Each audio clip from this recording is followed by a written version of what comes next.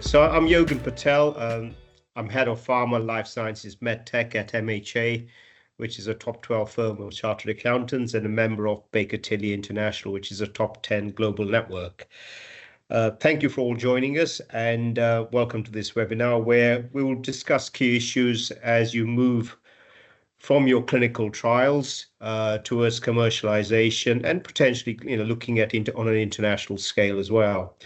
We should be covering a number of areas, including talking a bit on the regulatory side that you need to look at, maybe a bit on the funding side, staffing, and also some on the tax issues as well that people need to be aware of. This webinar is being recorded, and this will be available in the next few days. And I'm expecting the webinar to last maybe about 40 minutes so in terms of the presentations and questions that we'll be talking to the panelists about. And then that'll be followed by a Q&A for maybe about 15-20 minutes. So please, if you've got any questions, use the Q&A function to put your questions in. But if there's anything that's burning which you'd like to discuss while we're talking through some of the topics, please feel free to sort of raise your hand, etc., and then we'll make sure that the question gets answered as we are discussing this webinar. We've got a very good panel, I'd like to say, and what I would perhaps suggest is if the panelists can introduce themselves and say a few words about themselves. Renos, maybe you might want to start off.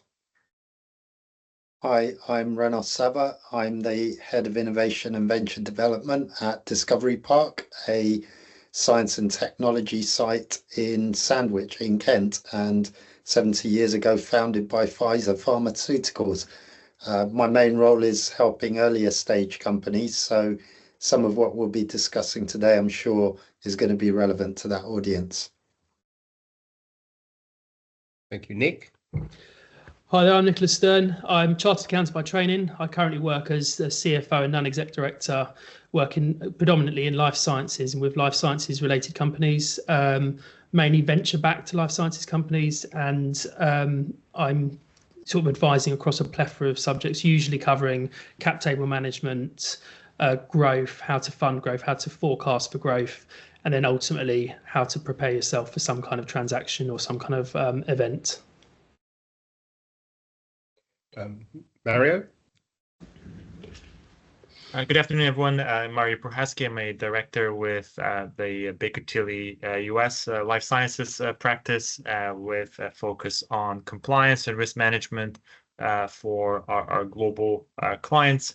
And I've been in the industry now for the better part of 15 years, helping companies both in the US and in Europe achieve and address kind of compliance and regulatory requirements as they go to market, but also, of course, through their commercial journey as well. And finally, Beverly. Good afternoon, I'm Beverly Scott. I'm a corporate tax partner at MHA, advising large international businesses, both inbound and outbound, on the various tax issues that may arise on their journey. Thank you indeed. So maybe I can start off with the webinar. And obviously, one of the things that has been moving away from the clinical trials is obviously the regulatory side. And Renos, it'd be quite interesting to know, what's your experience in terms of the best approach with the regulators, particularly here in the MHRA and the EMA as well. Yeah, my view is that you can never start early enough. The conversations have to start right at the beginning with those regulators about what it is you intend to do. And for people who are less experienced in this kind of thing, it's always worth enlisting the help of specialists. So there are a number of organizations who can consult or represent your company in engaging early on. So pre-IND, pre-CTA, when you are thinking, right, this is going to market, it's a clinical device or small molecule or biologic or advanced therapy, whatever it is, just start early, keep engaged, and if you're not the right person to do it, seek a specialist who can represent you. And Mario, for a lot of life science companies and medtech companies, etc., the US tends to be the nirvana, and obviously the FDA, etc. So what can you share with us relating to businesses who will in due course come across in the preparatory part, but they need to start thinking of now. Yeah, I mean, I would fully agree also with Rainer's says, even in this scenario, so you need to make sure you start early enough in the engagement process, for sure. And I think the other thing out there is that it is critical to understand the US specific regulatory pathways that you are pursuing from an early stage in terms of the process as well. Making sure that you're starting to gather the right evidence, the right data, that you do so in a controlled manner, and again, you are ready to have those conversations, even if it's still kind of a few years away from needing to actually apply for approval and go through that process. So start early, focus on data, focus on the collection of critical evidence, and then also as the process continues, obviously continue to ensure that you are managing your risk around data integrity, around privacy and data protection issues, and continue to engage with the right advisors to help you along that compliance and regulatory journey. Respect to both Renos and Marius. I mean, having the right partners to guide you through this regulatory side must be really crucial, I would have thought, right? And Nick, I'm sure you must have come across this, particularly when you look at fundraising and all the other things, that having the right partners is very, very important for this particular area, right?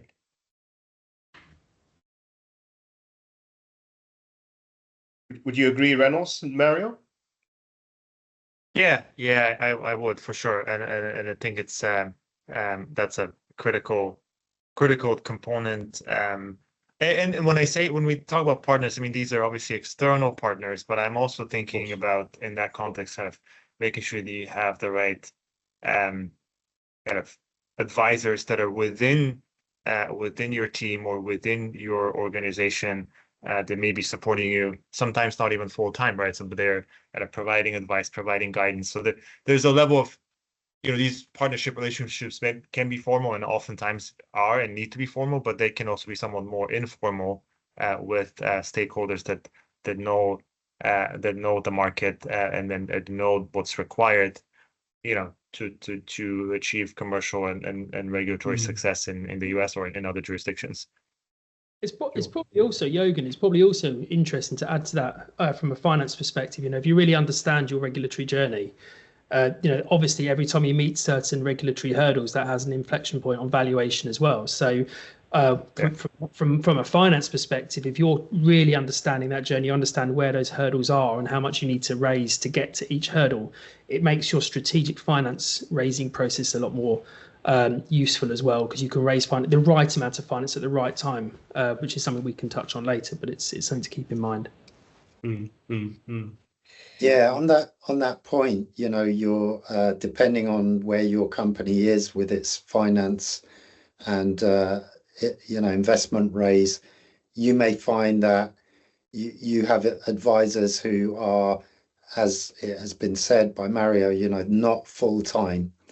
You can also engage with external agencies who are willing to use intelligent pricing kind of approaches. And importantly, we'll be able to introduce you to missing links in your de-risking strategy chain, such as the right kind of key opinion leaders, as well as recommending when to start the burn on a particular specialist because their input would make sense there and then or in 3 or 4 months' time. So everything can be managed within budget and within scale, I think. Interesting. I mean, Ross, maybe if I can ask you this question, I mean, without going over the clinical processes in detail, what should businesses be considering regarding data collection and analysis, and how best to present this to sort of non-clinical stakeholders? Yeah, well, it's a mature industry, so data standards are going to be key. And if you don't know what those data standards are, again, at risk of repeating myself, your specialist partner will be able to make sure you comply.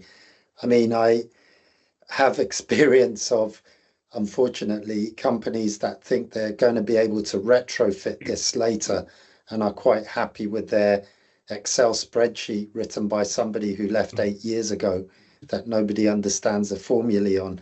But, when it comes down to it, if this is serious enough for you to want to take to the clinic, you've got to take it seriously from the start. There are standards and you need to adhere to those. So, yeah, get with the program. Yeah. And we were just talking about, the partners and external partners, but obviously, the key is that we've had a team that's been with us from the start of the journey. And I guess as we're progressing along the journey, where we're going to be moving from the preclinical towards the commercialization side, how do we manage this transition? We've got staff who mainly engage in R&D and etc. How do we engage in them? How do we move forward on this? What's your experience that you've actually had with businesses when trying to get their staff to maybe have a slightly different thought process? Maybe Nick, you might want to. Yeah, so I think from my perspective, it's very much about right sizing the team for the budget you have available. So when you're doing your early stage fundraising and you're raising the liquidity you need to get to the first milestone, it's ensuring that the right team are doing the right number of hours. So in my experience, that typically involves having consultancy arrangements in place with staff that have the right knowledge and know-how to ensure that you can hit the milestones. Usually, as you say, they're not necessarily remunerated in the way they'd like to be, because you don't have the funds to better pay full wages. So what we typically find is there's a combination of equity and sort of cash, so that they get the right balance. You can get the right people involved, and as Renos has said, it's so important you get the right people on board at the beginning, because if you plan a clinical trial correctly, you can get the data in the right way, but also get the wealth of data, the richness of data that you need to be able to get the relevant authorities happy. That typically involves using people who have done it before. They know what the questions are going to be asked. They know how they're going to be asked. They know the challenges and pitfalls that might be faced. So actually paying the right money for the right advisors at the beginning should be factored into the budgeting, but essentially starting part-time, and then typically you ramp that up over time as the consultants are needed more. And then you can look to transition, depending on what your exit strategy is, you can look to transition those consultants either into full-time employees or board appointees as and when relevant. Sure. Yeah, and on the point of people who've been with you from bench side R&D, yeah, some people have got an interest and a proclivity to step up and get the experience, but what they're not are these experienced people we're talking about.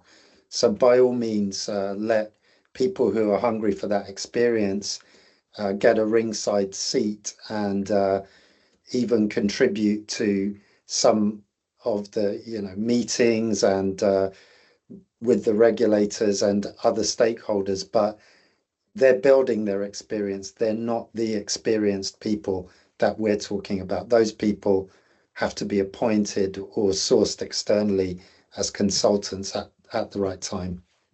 And typically, Renos, that's exactly what I see. You have a combination of individuals who are maybe lower in the experience, but they have the desire and ability to be very strong at what they do.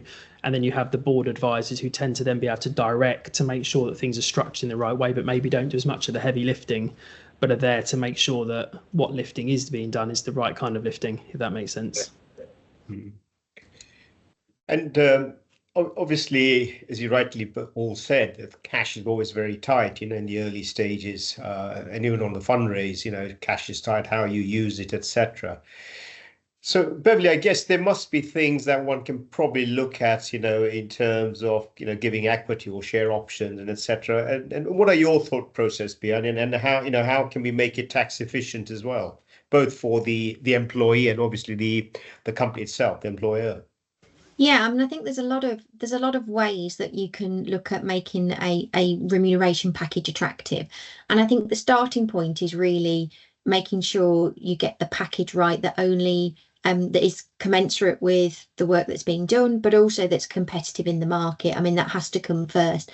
The tax then is really the sweet spot on top in terms of how can we make it as efficiently as possible. And that is very much going to depend on which jurisdiction you're in. In the UK, there are a number of tax efficient share option schemes that can be used, and there are certain conditions. And what I've heard Renos and Nick talk about as well is having that suite of advisors available, and having the financial side and tax advisors in place is critical, really, to make sure that you get it right from the start, particularly things with equity options. Giving employees equity is a good thing because you want to lock them in for the future and also have them benefit on the growth and the success of the project.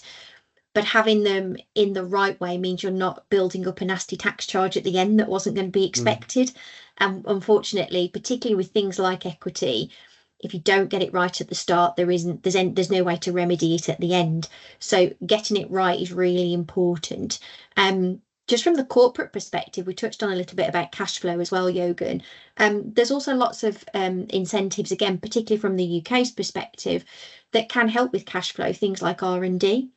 Patent box, that there are a lot of already incentives available for various different projects that can be explored and used appropriately. And it's about looking at those suite of options that are available and finding the right combination that works for your business at that time, and then also reviewing it to make sure it remains appropriate. Adding to that, Jürgen, so just on a practical basis, one of the things internally you have problems with when you're company side acting for a life sciences business is understanding what jurisdictions you operate in. Yeah. It's easy, especially nowadays with the use of technology, like we're doing now, fantastic. You can use Zoom, you can have people all over the world all pulling in together to work on exciting projects. But sometimes practically you have to know, where are your investors based? Are they invested in the UK? Are they investors from overseas like America? Do you have to think about foreign passive investment company rules? Do you have to think about things such as nexus? If you're operating with US and you've got people like contractors or consultants or revenue being generated in various US jurisdictions, have you considered whether or not you've got filings that are reliant in those countries or those jurisdictions? I think so. It's always important to obviously get in touch with a tax advisor in those territories to make sure that you're not falling foul, exactly as Beverly said. So often I've had clients where you're starting to look at the internal workings of the business. You start realizing that, you've got an overseas entity where an overseas individual that's doing UK director's duties. How do you deal with that? Do we need to be paying UK tax? So I think there's a lot of practicalities that need to be worked through. And more often than not, I certainly know I don't know what I don't know. So getting proper advisors in to advise on that is so important. And actually, I would think that also extends to my perspective. It also is when you get into the stage of your development where you're also beginning to engage with key opinion leaders globally, right? Because you may be then you're talking about kind of cross-border interactions and cross-border engagement of key opinion leaders that may have tax implications in their respective countries, but also could have compliance disclosure requirements depending on the jurisdiction as well. So as an example, if you're looking to engage with French key opinion leaders, even if you're not a commercially, even if you're not a commercial company, you actually have disclosure requirements at any stage of your development, right? So even if you're pre-commercial and far away from being commercial, the moment you engage with a French HCP, that triggers what's called a pre-notification or pre-authorization requirement before you're able to conduct work with them. So totally echo those points. And I think that it also extends when we talk about in the engagement of key opinion leaders, which is critical for commercial success. Beverly, I was just going to ask, rather without tempting fate, and there's a lot of talk of employers NI going up, from tomorrow, etc. Do you see more companies likely to go down the share option route and etc. to try and overcome this potential employers NI issues? Interesting to hear your views on that. That's a great point, and possibly. I think what's going to be very interesting for us tomorrow is we've had a period in the UK where we went through a period of trying to encourage investment and technological and scientific investment in the UK. And there was very much a drive for the UK to become like a knowledge powerhouse, and an innovative powerhouse. Whether we've achieved that remains to be seen. So I think what's going to be really interesting tomorrow is we have been promised by the Chancellor a business tax roadmap. And I think that's going to be really interesting for us to see where they see growth coming from in the UK, whether it's going to be through life sciences, technology and innovation, or whether it's through other means. And I think that's then going to form people's opinions as to how they remunerate. Yet using share options is a great way, but it's a longer term strategy, which is a good thing, you know, kind of getting people engaged and locked into the potential value of the business. It helps everybody go and it aligns everybody's objectives, but isn't always suitable, and maybe suitable for certain layers of management or certain key individuals and not for others. So I think it's having that that range of options available to you. But yeah, tomorrow's going to be really interesting, and probably one of the most interesting budgets we've seen for a while. I was going to say, at least the uncertainty that we've had over the last month or so will be done and dusted in some way. It will. You know, we'll see the impact it has on the markets, and obviously base rates as well in due course to come. From there.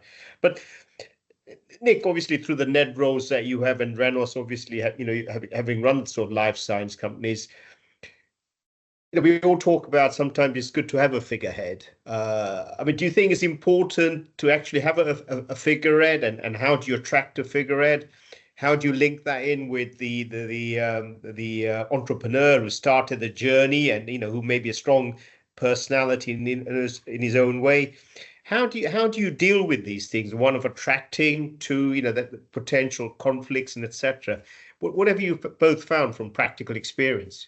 So it's a really interesting point, Jürgen. I think, you know, it's like of any scaling business, you know, whether it be life sciences or even just an ordinary kind of manufacturing business or something in a completely different sector. I think, you know, when you're scaling a business, the skill sets you require change over time. You know, initially it's all about research. It's all about, you know, for me, a lot of life sciences companies are born out of the life's work of a scientist who's come up with a fantastic idea. They've done some research. They've proven that the concept works, or they believe the concept works based upon some empirical data that they've collected.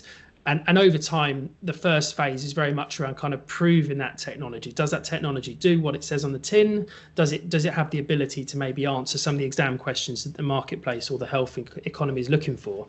But as you progress through that journey, obviously, science is only part of building a commercial business, and then it moves into phases of like, well, if you're going to raise finance, you may need the scientists to focus on the science, and you may need some of the more kind of periphery, you know, HR, technology, and all the other stuff that a business needs to consider, legal. So you might want to take on a full-time CEO who's there to be able to run the kind of the day job, run the business, and keep all the cogs moving, but allow the scientists to focus on what they do best. And then as you move into a kind of a fundraise or an exit, it then becomes less about maybe the CEO, but more about having the right contacts, being able to open the right doors at the right level of pharma or the right level, or if you're going to IPO, have the right names. And then sometimes that means bringing someone onto the board that maybe is a little bit more experienced in kind of listing a company, or a little bit more experienced in kind of M&A activities. So I think that kind of journey changes, and the kind of the way the personnel sit within an organization very much develops alongside where the business is looking to finally end up. Yeah, I couldn't agree more. I couldn't agree more with that, Nick. It's all about those metamorphosis points. And if you resist them, or you don't realize that they need to happen, you are going to put some doubt in the minds of potential investors, be they venture capital or the markets.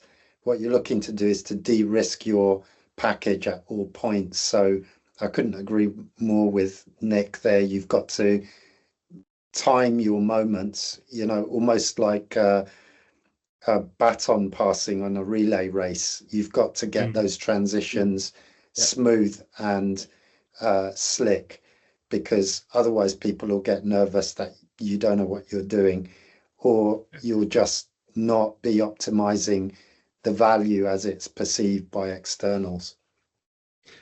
But from I love that. Sorry, Mario. I love that analogy, you know, around the baton being passed, and I do actually see that for many of our clients, that transition from a purely scientific organization to one that is more commercially oriented is probably the most difficult part of the relay race.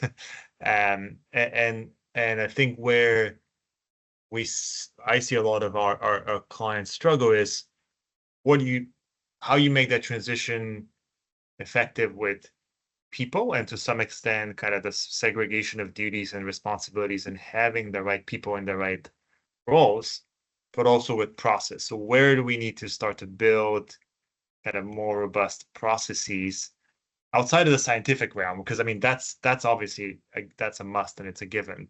But organizationally, when and where do we start to build more processes when it comes down to finance and HR and internal controls and compliance? And there's no one size fits all, I would say, but I think it's about people and processes helping to make that transition effective at the right time. I think also adding to that, it's also understanding the people and the human side of what's going on. You know, the stakeholder management, the optics. You know, when a business is started, it's started by someone who maybe has invested sometimes decades of their life into researching, developing a molecule or some kind of therapeutic, and suddenly you get to an inflection point where they're no longer the face of the company, even though it is their company. But actually, you need to change the face in order to get the right kind of VC investor or the right kind of institutional investor, or even, the right kind of pharma contact involved. And actually, that's quite an emotional journey as well. And I think sometimes it's easy to see business as just being business, but there are people that sit behind that and understanding how to manage the messaging so they understand that actually you may no longer be the face of the company, but that doesn't mean you're not the most important person there, or you're not one of the most important people there. It's just going through that journey, and sometimes that's a really challenging part of the sort of the evolution of the company's life. Yes, it comes down then, who is the strong leader? The founder often is the most personally invested, and as you say, even when they're not visible, they give a lot of reassurance to people if they're still around and if they're still influential.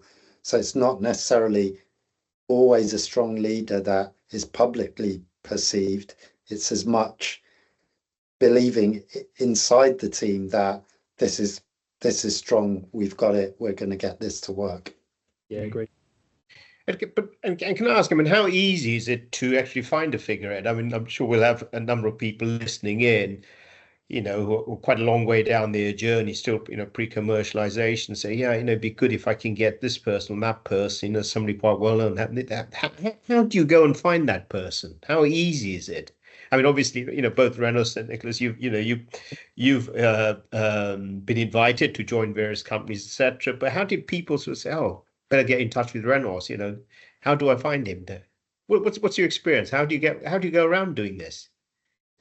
So I think you stay connected. You stay connected, and then people will connect you. Yeah. I think from my experience, it kind of works in two ways. So some companies, because they've been in, or some life sciences entities, because they've been in that industry or that ecosystem for such a long time, they just know the right people. If you're working in analgesia, for example, you probably have contacts who have loads and loads of experience. They're market leaders in what they do. And just by virtue of going to the right events, being involved in the right kind of networking events, etc., you've met the right people, or through your research or other things you've done. So I tend to find that's one way, and that works usually quite well. And certainly with the more established life sciences businesses, where they're actually well and truly embedded in the industry that they're in, that works very well. The alternative way that I've also seen work well is search firms and having the right kind of professionals to go out and essentially find people and connect the dots. I find that's a more challenging one, because obviously you're bringing someone into the business that no one really knows, and then you're trying to build a relationship with them, and trust.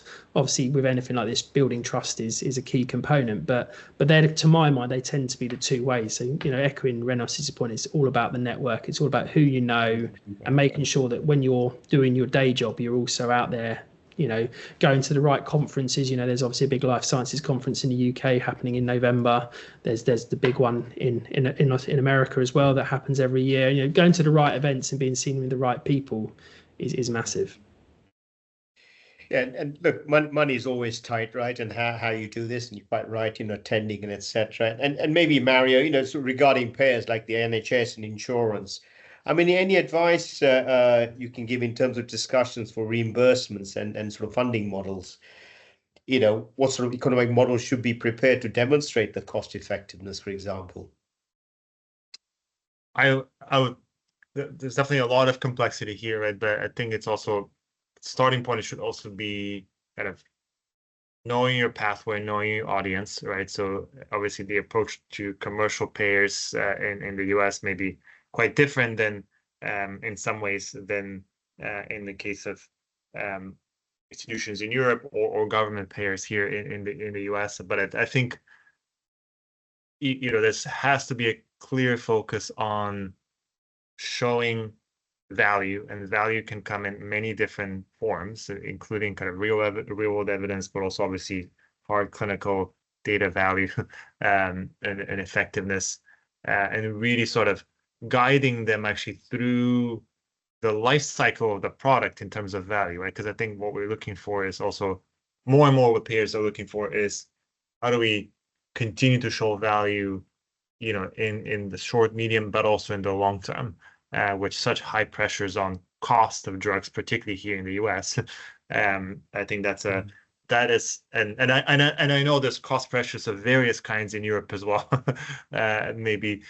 So I don't want to dismiss that as a key factor outside of the US, but I think it's showing effectiveness and value in the short and medium term, but also actually being able to project what the impact will be in the long run as well, with the general assumption that there will be a very, very high focus on cost management and effectiveness, and that's just here to stay, right? I don't think we're going to see a change in that. No, very, very true indeed. And I mean, Reynolds, maybe if I can ask again, going back to sort of pre-launch funding and etc. I mean, have you witnessed any challenges regarding that as we go around to sort of financing commercialization? Yeah, there are many challenges, from needing to start your filing maybe before you realize what the true scientific R&D risks are alone. So for me, it's all about de-risking at particular stages. If you've taken forward an entity that the organization believes in, then really it does come down to those clinical trial key stage moments, phase 1, phase 2A, phase 2B, etc. Even when you break into the market, however, it doesn't end. How are you going to maximize the return on the value of your product? You've got to really push hard on that initial compliance. Some drugs have a stage 4 process, and everybody can run a stage 4 like data collection, where you're able to demonstrate in the clinic that your drug is doing what it's supposed to do, or whatever your device or whatever you have. So for me, those points, those critical points, are all based on the amount of risk left in the equation. So if you're going in there and you're asking for money, the amount of money you're asking for is always compared against the potential return. So as long as you can demonstrate that you've de-risked that proposition sufficiently, people will come in either to partner you in late stage trials, or to put money in before you've engaged with the pharma, or if you're a pharma, to ensure that actually I don't switch the lights off in your department and switch them on somewhere else. So it's all about that de-risking strategy. Yeah. And Nick, do you have any observations? I mean, I think in terms of, de-risking, I think Renos is absolutely spot on. Investors, it doesn't matter what market they're investing in. Ultimately, what they want to make sure is that there's barriers to entry, that they have the right people in the business who have the right knowledge and know-how, that are driven and able to do what they need to do, and ultimately that there's commercial acumen that sits behind the business. That actually you can commercialize it. There is a market, there is a desire. And I think, as you go through the clinical trials, as you go through the various preclinical and clinical trials, I should say, say. It's always keeping one eye on the fact that there is an end goal. The science is great and the science is really important, and that is ultimately what's driving this business. But there is a whole heap of other things that you need to make sure you're doing in order to sort of ensure that you're fundable. And that is exactly what Renos said. It's having, the right management team, you're having the right IP at the right time, not having the IP too early, but not leaving it too late, being in a position where there are IP infringements that you're able to actually protect yourself and you are actively pursuing them, so that you're not just you've got proof that you can do it, and that there is a marketplace that ultimately you can sell the product onto at some point in the future. I mean, that to me is the key things you need to think about. But the founders and the management team, they tell a good story to the investors come on board. Investors have expectations as well. How do you manage their expectations? How do you keep them on track? Because we all tell a good story, it helps us to get the money in, but some way you want to make sure you don't lose that credibility either, right? So how do we manage these expectations? Well, if they've invested, you've done well already. Yes, very true indeed. But you've said a good story as well, right? Yeah. If they're wavering, it's just as well to be quite upfront with what the strengths and weaknesses of the current team that are bidding for that investment are.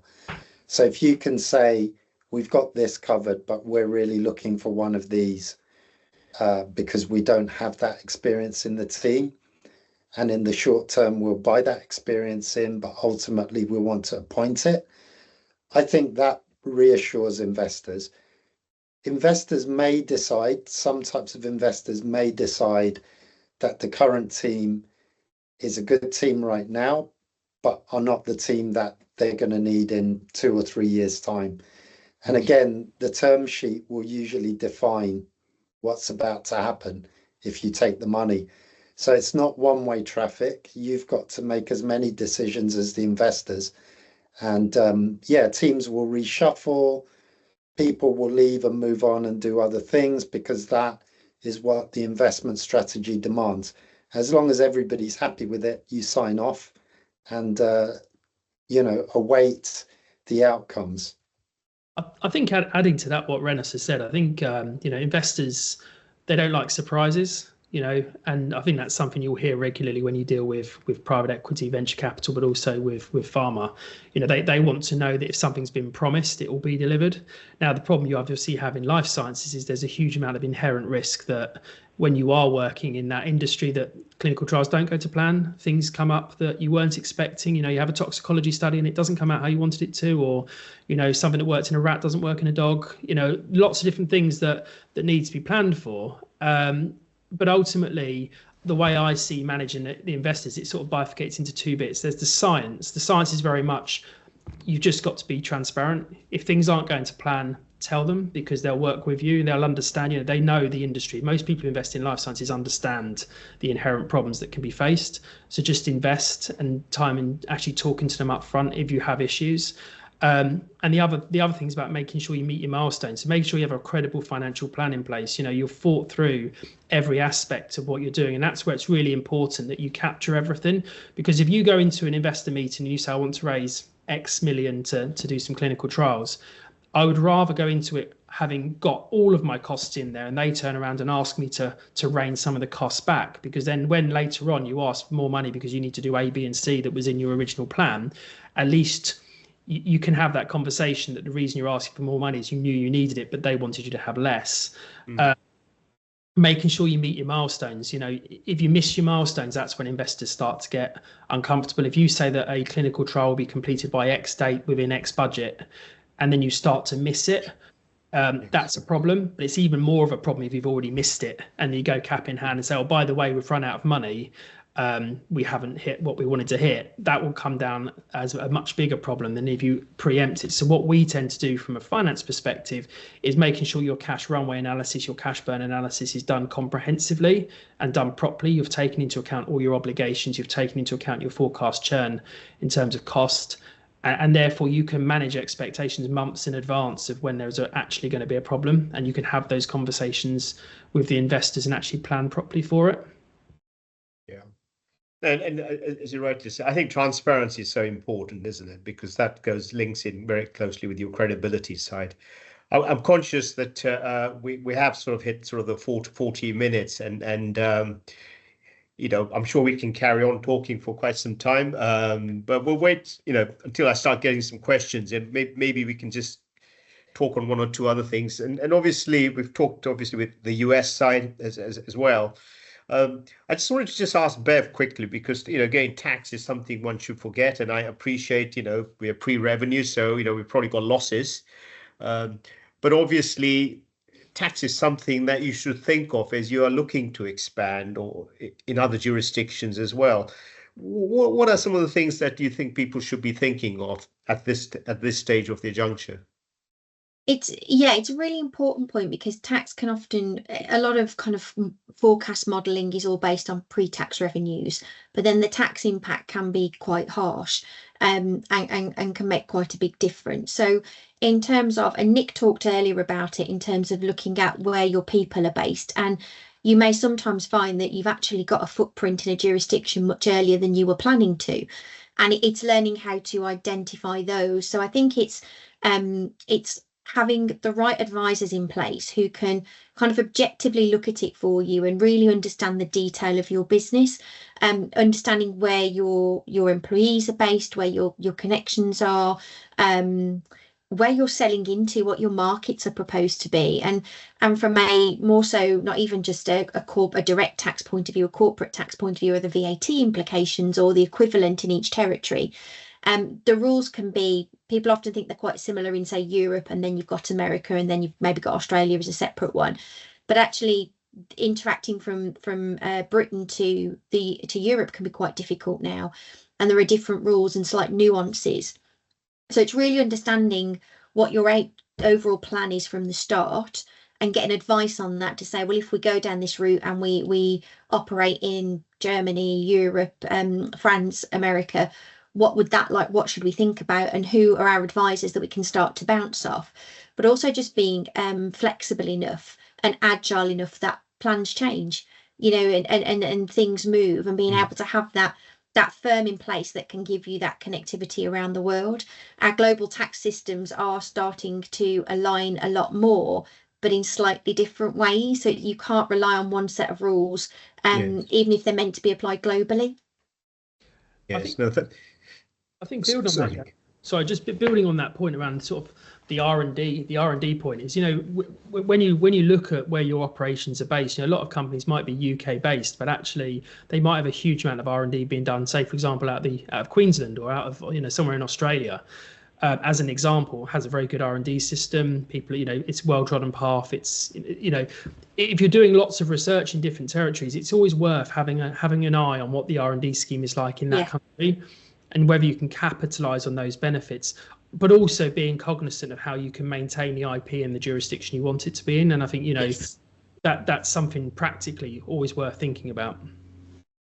Yeah, it's an interesting point that you raised, Nick, isn't it? That we shouldn't forget, and a lot of countries are keen to attract life sciences. I mean, life science, is a sector that seems more and more popular, and people want to attract businesses, and certainly I think, Nick, we've talked a bit about Australia and their R&D regime and what they're actually doing, but Europe's doing something similar. So certainly, again, Beverly, with sort of the R&D aspect to an extent, the way that the revenue has certainly been going down in the last few months, maybe a year or so, in terms of challenging a lot of the R&D claims that have got in. I mean, do you think people then get to a stage, I've had enough of doing it here in the UK, and should I really look somewhere else? And it'd be interesting to know what Mario's views are regarding the US. Should I go to the US? Should I go to Australia, or should I go to Germany? Are you finding people are getting a bit fed up with this? Yes, I would. Yeah, particularly in the UK. I think in this particular industry, it's probably less of an issue, because it kind of fits with what HMRC and the government were hoping to attract in terms of pharma. But I would probably say within the outskirts and the peripheries of the industry, probably where there is genuine R&D going on, they're probably being targeted by HMRC in many ways. And we have seen that, and it's been eye-opening in terms of the approach they've taken, and really quite worrying in terms of it's very contradictory in terms of what they say they're trying to achieve through the policies of having very generous incentives, but then not applying them in what would be considered to be a fair way. So from a UK perspective, we've definitely seen clients put off making claims, even if there's a genuine claim, just for fear of the inquiry process from HMRC and the impact that can have on investors. If an investor believes that you've made a claim that's not valid or erroneous in any way, obviously that can have an impact on confidence. So I think we've definitely seen a downturn or a move away from making R&D claims, even with the new schemes that were brought in place. Yeah, no, I concur with that. There's some, really interesting points that you actually raised there. Sorry. Interestingly, there had been a question in the meeting chat which appears to have been deleted, but it's sort of not irrelevant to what we've been discussing. And it was, how do you gain cultural adaptation when you move to different territories? Because okay, so we've been discussing European and North American markets, which perhaps are so mature as to be very familiar. But of course, we shouldn't forget, you can go to Asia, you can go to Australia and other kinds of markets like that, where it's been less well known, or even Middle Eastern markets in more stable times. I think some of what we've been discussing is due to inherent volatility in the markets at the moment. So I think that people wanting to invest in something like life sciences is maybe part of a strategy of wanting to take slightly longer term views on investment rather than be exposed to the volatiles. Of course, those volatiles have had knock-on effects to the capital markets here in the UK, Europe and the US, of course. But in terms of that cultural piece, again, I would go back to that, locating a specialist office in a territory, and they will be able to manage those relationships, those expectations, not just in terms of being able to deconvolute for your local tax specialist what the nuances are out in this new territory, but to be able to find you the right partners and outlets for what you're trying to do. Yeah, yes, indeed. Nick, can I just ask, with your sort of finance hat on, I mean, how have you sort of in practice managed cash flow effectively during the clinical trials and sort of pre-commercializing? Because, and obviously money's tight at them. How have you managed that? So, I mean, ultimately, when it comes to running a proper budget, it really comes down to really understanding what it is you're trying to achieve. Having a good project manager or a good scientific lead who knows exactly what needs to be done so you can cost it up, engaging early with the CROs or the research organizations that you're working with, or the relevant bodies that you have to engage to support. I tend to find getting that early on to get a proper cost budget in place, and then you align that cost budget with the milestones, because as I said before, raising finance is very much around proving your worth, proving your ability to meet the obligations that you have set for you. So if you can set milestones, meet milestones, hit budget, and you can prove over time, even if initially when you've got less money, your milestones are closer together and maybe less value accretive, but they're proving a point, you're able to then demonstrate to investors your ability to plan properly, deliver on the plan, and ultimately achieve the objectives. And I think, for me, your investor base changes over time. When you're starting out, you're working with investors who are used to this, the pre-revenue, pre-clinical environment. They understand the risks, and it's working with them to structure out a budget. And typically, I find those budgets tend to be tranche driven. So you might say, okay, look, raised £1 million or raised 1.5 million, and they're going to be putting in tranches of 500 grand, and you're going to meet a certain milestone, and then once you've hit that milestone, then you can draw down the next tranche. And then for me, it's on a monthly or weekly, depending on obviously monthly is normal, but however frequently you need to. You do that cash burn analysis. You look at what you've spent that month versus what you plan to spend. You look at how much cash you had at the beginning of the month and the end of the month, and then how much cash you've got to last you through. And it's making sure you don't fall foul of things like VAT. Silly point, but the amount of times I've worked with clients who've done budgets and they've forgotten to put 20% VAT on. And yes, it's not changed the cost of the project, because obviously you can claim the VAT back if you're VAT registered, but it does and can materially impact the phasing of cash and your ability to meet milestones if you've forgotten that you're 20% out of pocket for 2-3 months until you can make a reclaim. So for me, it's making sure that every month you're on top of what your cash position is and what you've got left to spend to meet the milestones. Maybe I can ask this Renos to answer this question, but Nick, I'm sure it will apply to you as well. It's a question from Paul. What are the key financial strategies to secure pre-commercialization funding, and how can we attract global investors in the current market? And are there specific geographies to consider?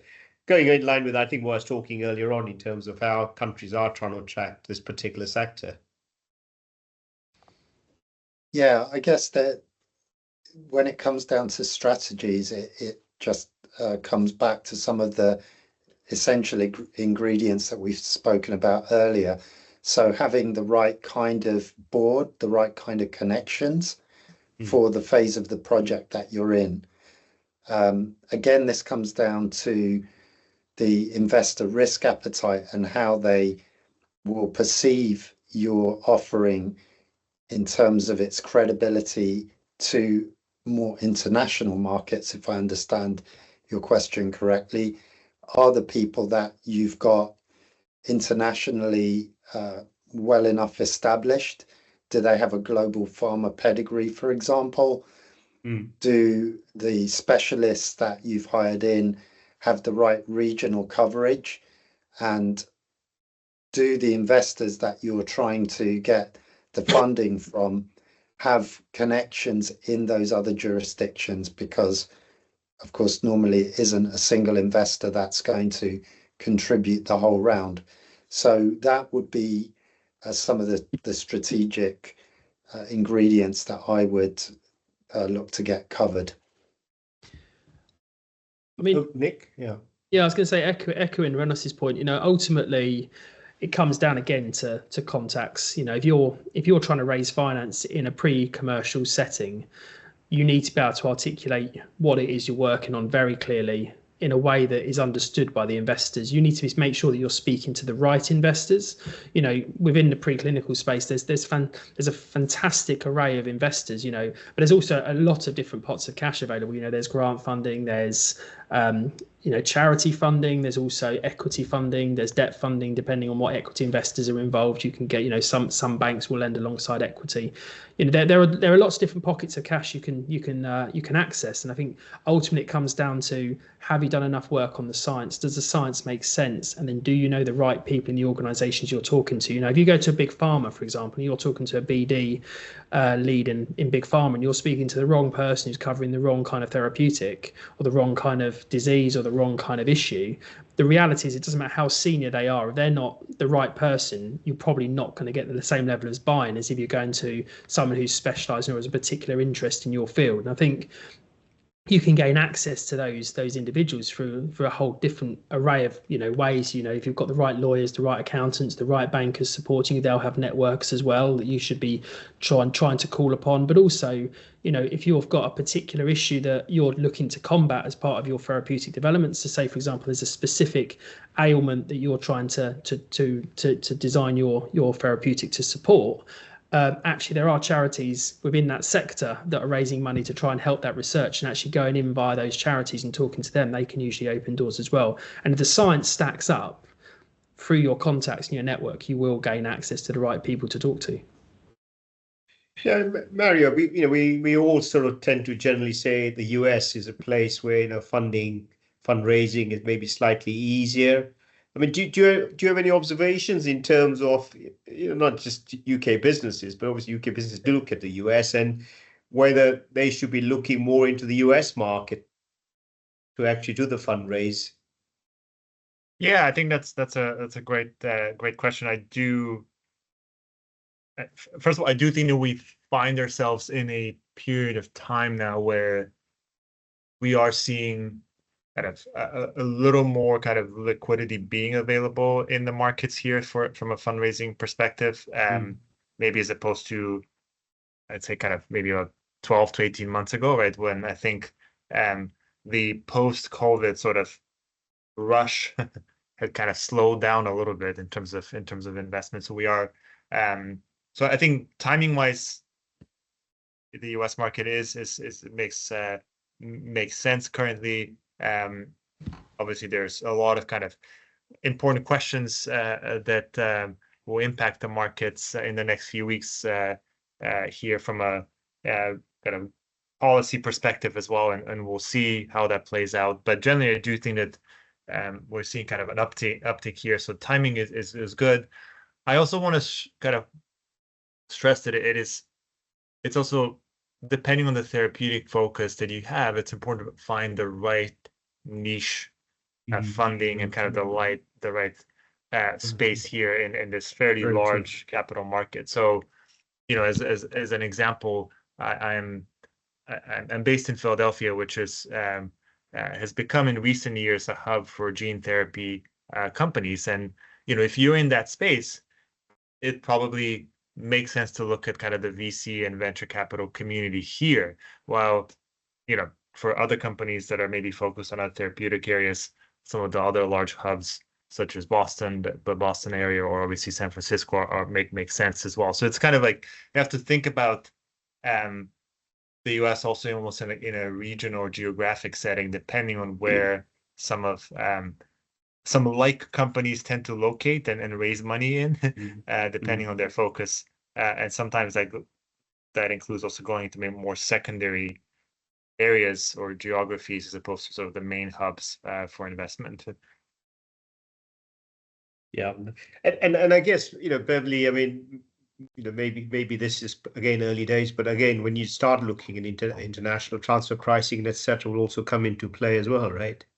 Oh, massively, and it can be used both as an opportunity and and I always like to use it that way as an opportunity, because where do you want to place your IP and how do you base your structure around it? It's very often seen as a stick rather than a carrot, if I can use that terminology, and more as a chore that it has to be done. But it can be used to help you work out where you actually want that profit to be, which may be in line with your business plans and what you originally started out to be. But yeah, there's a whole myriad of international issues once you start to get into those later phases of the project. Yeah, I think we're close to running out of time. Maybe a minute or so, a bit like question time, I guess. If somebody, maybe you can just say a few words. Is it too early to be talking about exit strategies as part of your planning? From my perspective, Jürgen, absolutely not. I think you should always be thinking about where you're going to be ending up. For me, every single client I deal with, we always start at the end and then work our way back, because at the end of the day, if you don't know where you're going to be, you're on a kind of a very expensive journey of discovery. And I think, ultimately start at the back, work where you want to exit to. Where is it going to be big pharma? Is it going to be IPO? Is it going to be another avenue that may work for you? And then you work your strategy around that, because you're going to exit your business at different points. If you're going to go to big pharma, you might be exiting the end of stage 2 clinical trials. If you're going to go for an IPO, you might be going at the end of stage 3. There's various different things to think about. But to me, start at the end and then you work your way towards that. Reynolds? Any comments on that? Yeah, that's a really great bit of advice. And the only thing I'll add to it is that you'll be amazed how common the path is up to those early exit points. So, you should map that out, because when you're talking to investors, they'll be interested in your views on exit. And depending on how things are going, the value in the company may continue to rise beyond phase 2. And if it does, you should have later exits planned. As we heard, you can IPO if you're looking at something really strong, and then you could trigger a bidding war at that point. So it's good to have those multiple exits planned out early. Think big, because if you're thinking big and the rest is sufficiently well covered, you're going to impress those that you sought to impress. No, thank you very much. I think we've sort of run out of time. So I want to thank everybody for joining us on this webinar. Big thank you to the panelists as well. Mario getting up in the early hours in the morning out on the west coast. Beverly, thank you very much. Nick and Reynolds as well. The comments, I thought, were very, very impressed, and hopefully there was some practical guidance to our audience as well. Said earlier on, the recording will be available in the next few days. If you want to sort of contact us, please use our website where all the contact details that are there, and look forward to you joining our next webinar, which should be in the new year. Thank you all. Have a good day. Bye-bye. Thank you. Bye. Thank you.